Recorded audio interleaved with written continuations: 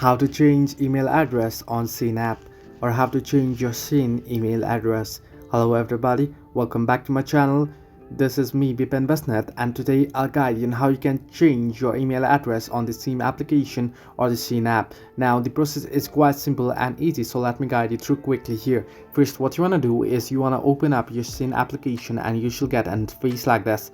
Now once you get an interface like this, what you want to do is at the bottom of the screen you can see shop, category, new, cart and me option. You want to simply tap on the me option at the bottom right corner of your screen. Once you tap on it here, at the top right corner you can see calendar option and the barcode option and the gear icon. You want to simply tap on the gear icon there. Once you tap on gear icon here, you'll get an interface like this where it says my username, and down below you can see address book, manage my account options and various other options. Simply tap on manage my account option, and once you do so you can see the email account there. Simply tap on email, and here you'll get two different options. If you haven't verified your account, you'll get the verify email option, and here you can see change option as well.